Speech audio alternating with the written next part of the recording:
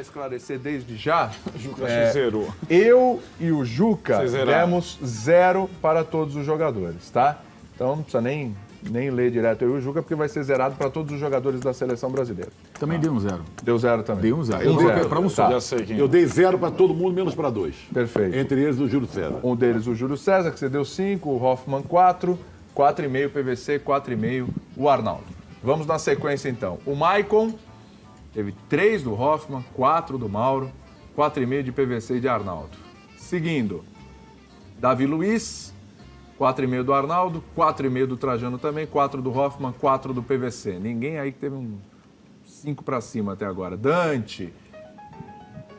Thiago substituiu o 24,5 Thiago para baixo. Thiago Silva. Coitado do Dante. Coitado. Foi jogar essa Aí detalhe, partida. né? O Dante conhece os alemães. Você não conhecesse os alemães, então? O Trajano falou, eles conhecem o Dante, né? Conhece melhor do que o Dante conhece ele. Era disputa. Coitado do Dante mesmo, que roubada. Que coitado. roubada. Aí uma nota baixíssima também do Foi o Hoffman. inferno de Dante. Foi. Foi. 2,5 pro Marcelo. Nossa, tomou um passeio. Trajano também zerando aí pro Marcelo. Luiz Gustavo. Mauro deu 3,5. Eu parti para essa linha de vocês, 0 para todo mundo, Isso. menos Júlio César e o Davi Luiz. Eu fiquei quebrando a Perfeitamente. cabeça pra tentar um. Arnaldo 4. Difícil dar nota. Difícil, Difícil mesmo. Pela catástrofe, eu Nossa, preferi esse zerar. De fato, que partida. Nota 2 Deus do PVC pro Fernandinho. Fernandinho, expectativa que entrasse, Nossa, que resolvesse. O Deus, Fernandinho também decepcionou. Errou Tipo, horrível, errou tudo. O Oscar, maior nota do Hoffman, 4,5. Seguindo. Hulk, fechou com chave de ouro, hein? 3,5 do PVC do Arnaldo Mauro, nota 3 do Hoffman. Fred. Nossa, que copa, hein, meu? Nossa, meu Deus do céu. Bom, ainda vai jogar a decisão no terceiro lugar, né? Mas por Não sei enquanto. se ele.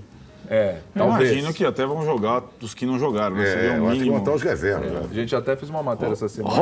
Hoffman protesta aqui, deu dois pro Fred, não 3. 2 pro Fred, então pior ainda a nota do Fred. Alegria nas pernas tá aí, ó. 3,5 Será Mauro, que- Bom. 4 Hoffman, 4 Arnaldo, 4 PVC. Fala, ô Arnaldo. Não, eu não entendi até agora a situação do Bernardo. O Felipão não explicou. Talvez pela velocidade, talvez pelo fator BH, talvez pelo Jogador número do 20. Atlético no Mineirão, né, gente? De novo isso? Não é possível. Eu acho que emocional, não é aquela coisa demonstrar emocional. uma Não é educação. possível, não é possível. Eu acho que Paulinho, vamos lá, Paulinho. Paulinho Eu acho que é por aí. continuou do mesmo jeito, decepcionou, ainda foi pior. Também entrou já, tudo Ramires morto. também. Não tem muito que a gente discutir os aqui. dois Essa entraram no é a intervalo, realidade. né? Mas entrou já já tava tava 5. Não tem muito o que mudar. E o William, Entrou depois, hein? o Hoffman nem deu nota, 3,5 PVC. Só não foi pior que o 0 que a gente deu. Felipão, meu Deus, hein? Nossa, eu tive uma nota melhor, mas acho que vocês foram mais. O Mauro zerou pro Filipão também, né, mano? Não dá para dar menos 1, então vai 0 mesmo. Pois é. Se pudesse, daria menos. 1950 ou 7-1 Alemanha? Hoje é muito pior, né? Muito pior. 50, uma derrota circunstancial, né? Acontece. Pertence ao futebol, né? Agora 7-1 também pertence ao futebol, mas é uma aberração. Eu acho que esse jogo de hoje, da maneira mais dura, ele proporciona ao futebol brasileiro um outro choque de realidade. Tivemos alguns. Tivemos um no final da Copa de 98, quando o Brasil contra a França se mostrou um time muito desorganizado, como foi durante toda a Copa, aos trancos e barrancos avançando, e depois ficou apoiado na história do problema do Ronaldo. Isso serviu de cortina de fumaça, né? Aliás, adoram cortinas de fumaça, diga-se de passagem, para que se escondesse um pouco a disparidade dos times como trabalho de técnico conjunto. O Zagallo já era um técnico superado. Isso se repete agora com o Luiz Felipe Scolari. Um técnico, para mim, tão superado quanto o Zagallo era naquela ocasião. E os seus pares também. O Curtosa não vou nem citar porque é um auxiliar, mas o Parreira. O Parreira estava até aposentado, de repente renasce das cinzas, né, para protagonizar mais um papelão em Copa do Mundo. O técnico que foi também eliminado na fase de grupos, na Copa passada com a África do Sul, algo inédito, e que já foi demitido durante uma Copa na Arábia Saudita, se não falha a memória. Mas acho que é a oportunidade de nós estabelecermos um outro patamar de cobrança com relação não só a dirigentes, que de fato, como eu disse, Trajano, são muito ruins e têm responsabilidade nisso, mas também dos técnicos. Eu concordo plenamente com o que disse Trajano com relação à condição de trabalho que foi apresentada. Uma coisa é você ter dirigentes que não são bons para o futebol brasileiro, para a estrutura do futebol, para os clubes, para os campeonatos, para a formação de novos jogadores. Ok, isso acho que é indiscutível até. A outra é a seleção brasileira. Você é o técnico, você traz seus pares, você tem um CT reformado, você escolhe quem você quiser, você tem um cardápio de jogadores brasileiros para escolher, é um belo cardápio, né? É sempre bom frisar isso.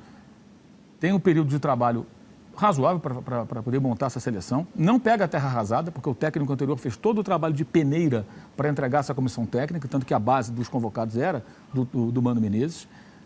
E a seleção brasileira, ela viveu durante um ano uma fantasia de uma tarde maravilhosa contra a Espanha. Depois de uma Copa das Confederações de altos e baixos, um torneio que o Brasil ganhou as 3 últimas edições e fracassou nas 3 Copas. Nessa chegou até a... Fica mais do que claro que Copa das Confederações é um engano que eu gosto, não serve para nada, só para enganar, para iludir quem quer ser iludido. E hoje, acho que no jogo de hoje, quando a escalação foi apresentada, para mim foi um choque. Eu fiquei assustado. Falei, o que ele está imaginando colocando o Bernard? Parecia uma criança jogando no meio dos adultos. Dava até pena. E a Alemanha o que fez? A Alemanha, nos primeiros movimentos, ela esperou o Brasil. Faça o seu jogo. O Brasil tentou fazer. Cercou a área. Mas antes mesmo do primeiro gol, o Miller já finalizou no traseiro do Toni Kroos, sozinho dentro da grande área. E aquilo já falei, peraí, o cara está chutando sozinho no começo do jogo, dentro da área. E essa situação se repetiu várias e várias vezes e o placar foi construído no ritmo de coletivo a pronto para a final, né? Parecia aquele coletivo para preparar para um jogo importante. Contra o Sub-17. Contra o Sub-17. Foi um passeio, acho que muito em função de um time muito mal montado, de um trabalho muito ruim. E acho impressionante que depois na coletiva o Felipão não admita isso. Minimize seus próprios erros. É uma impressão que não tinha sido goleado, né? Eu acho, não, parece que foi uma derrota normal, não foi. 2-1, o Brasil 3-1. foi muito mal estruturado, muito mal escalado, totalmente despreparado para enfrentar um adversário que sabia ser, era um adversário poderoso, e foi presa fácil como não poderia ser. O Brasil tem bons jogadores, o Brasil tem uma camisa que pesa, o Brasil jogou em casa, a torcida do lado, não poderia ser. É inadmissível que o Brasil se apresente dessa maneira num jogo como esse. Eu não consigo engolir essa.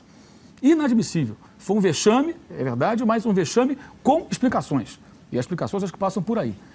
E com relação até ao que o Paulo falou, de um congresso, tudo, eu acho essas ideias até interessantes, mas dependendo de quem participa.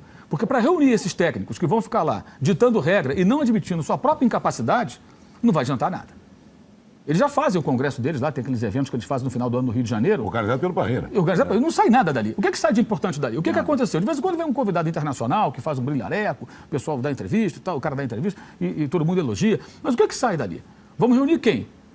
O Muricy Ramalho, o Parreira, o Zagallo, o Mano Menezes, o Vanderlei Luxemburgo. Eles vão dizer o que vai mudar no futebol brasileiro? Eles não vão mudar nada, gente. Eles não vão mudar nada. Então, o que nós precisamos aqui é ser críticos com relação ao futebol brasileiro de cabo a rabo.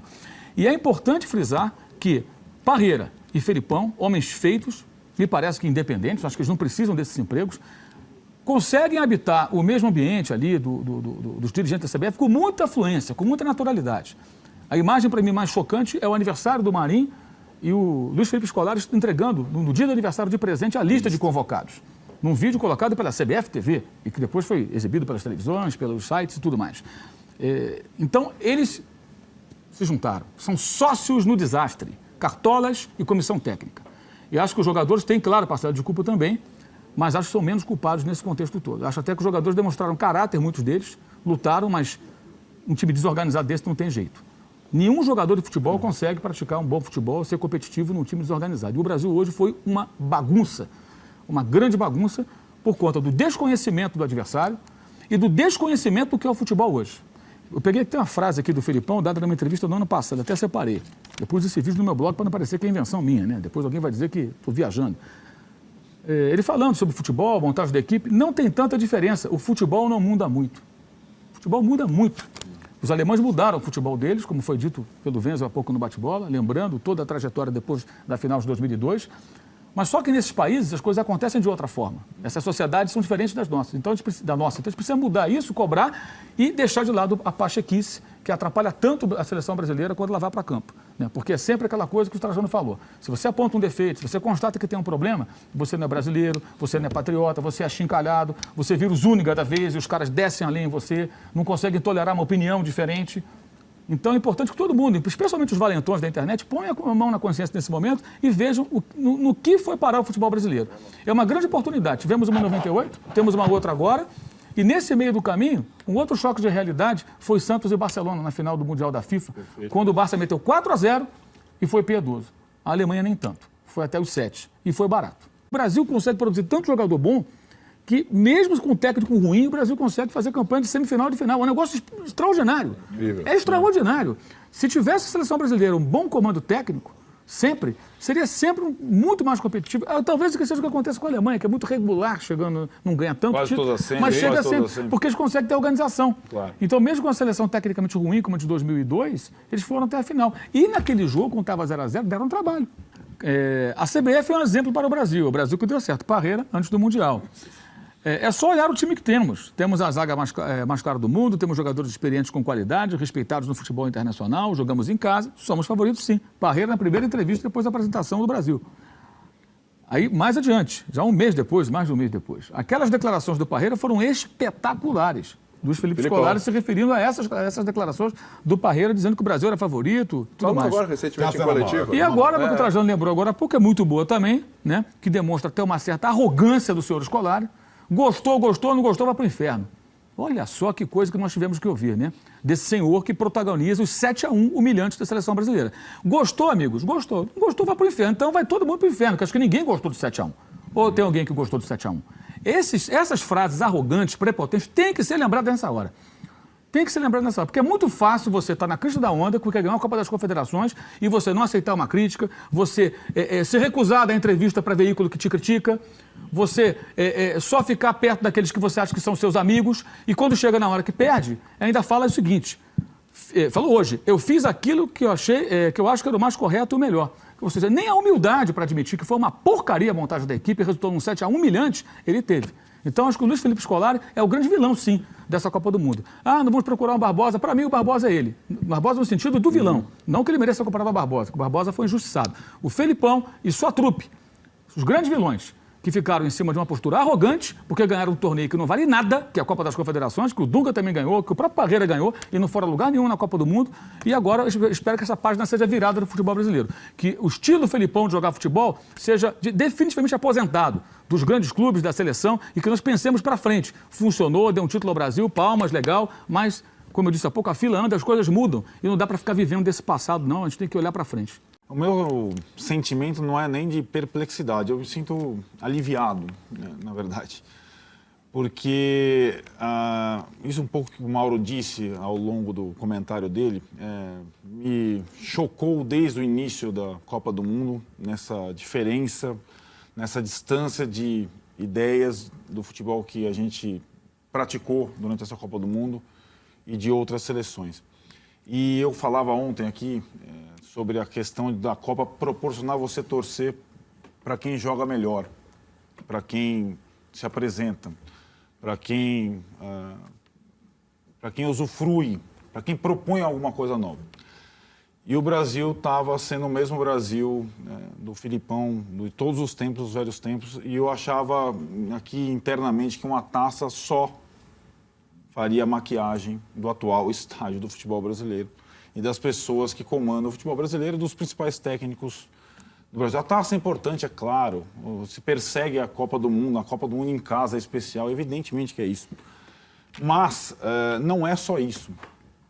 E eu tive a mesma sensação do Mauro. Quando eu tinha ao menos a esperança de que para um jogo onde você reconhecidamente é inferior ao seu adversário, você admita e tente jogar de uma forma diferente.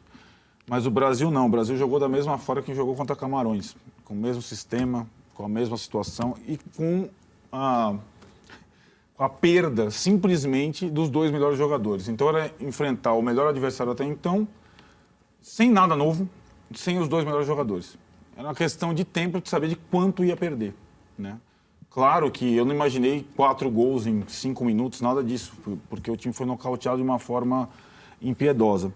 Mas a falta de repertório foi explícita ali.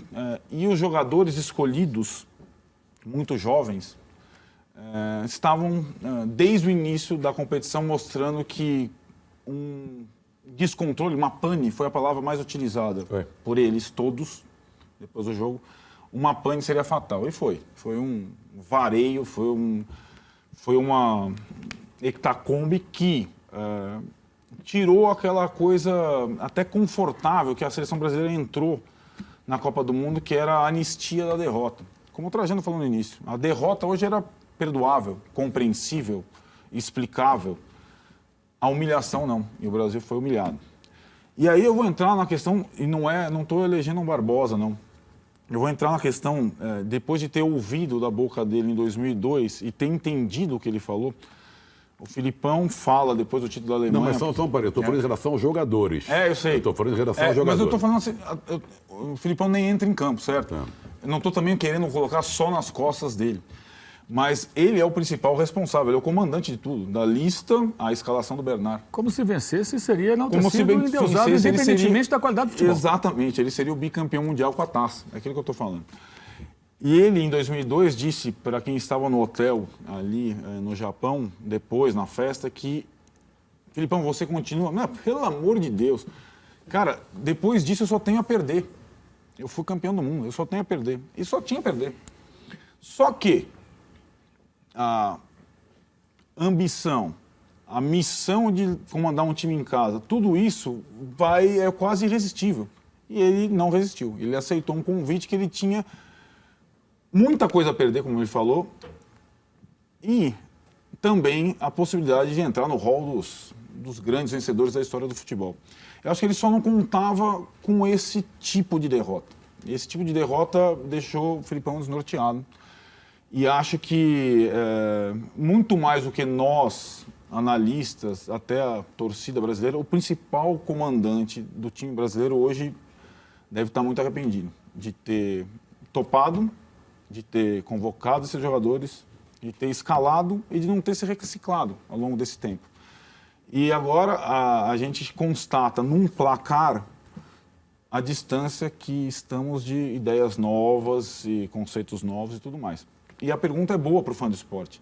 Para quem você vai torcer agora? Porque a Copa está tão legal e continua legal num eventual final de Copa do Mundo. Se é para a Alemanha, que mostrou, além de uma interação com o povo brasileiro, inclusive na comemoração comedida e respeitosa de uma Estavam vitória constrangidos, inclusive, épica. né? Se é para a Holanda, que muda o time a cada jogo e que tem ideias diferentes a cada adversário, que seria o caso hoje. Ou se é para a Argentina, que tem uma fila nas costas absurdas, pressão como a seleção brasileira, mas que tem o melhor jogador do mundo e também tem o seu encanto. Sobraram esses três, o Brasil só daqui a 4 anos, e vamos ver como daqui a 4 anos. Se algo evolui daqui até lá. Que a única coisa que eu espero, e que foi o que o Gerd Wenzel disse também em relação a 2002, mas eu vou adiante, o legado que ficou para a Alemanha de 2006, que foi o legado da reforma do futebol alemão, né? Não apenas do futebol bonito, mas do futebol limpo, do futebol financeiramente autossustentável, dos estádios lotados, que a presidente da República cumpra aquilo que prometeu em pé para os jogadores do Bom Senso Futebol Clube, de começar já a reforma do futebol brasileiro. Nós estamos atrasados. O nosso campeonato brasileiro é de baixíssimo nível técnico. Os jogadores que estavam na seleção não são os do Campeonato Brasileiro, bem sei. Os nossos times desse ano não estão nas finais da Libertadores. Mesmo assim, a esperança num jogo de futebol existia. O atropelamento é o que estava inteiramente fora de cogitação. Talvez, quando a anestesia passar, alguma lucidez permita fazer uma análise do que aconteceu em campo. Mas confesso que quando eu olho para o Davi Luiz, para o Júlio César, não vamos dizer que são crianças, mas o meu sentimento foi esse. Eu estava vendo um jogo de adulto contra crianças. E eu penso nas crianças, estava falando isso para o Calçade. A minha dor maior nessas horas é sempre pensar naquela criança de 8, de 9, de 10, de 12 anos, que estava vivendo a alegria de uma Copa do Mundo no Brasil, que estava saboreando a perspectiva de ver o Brasil campeão na sua terra, e que de repente é vítima desse atropelamento e pergunta para o pai, pergunta para a mãe, pergunta para o irmão mais velho o que aconteceu. E ninguém sabe lhe responder, a não ser que a vida é assim, feita de vitórias e de derrotas, e que a gente amadurece quando aprende a lidar com a frustração. É isso.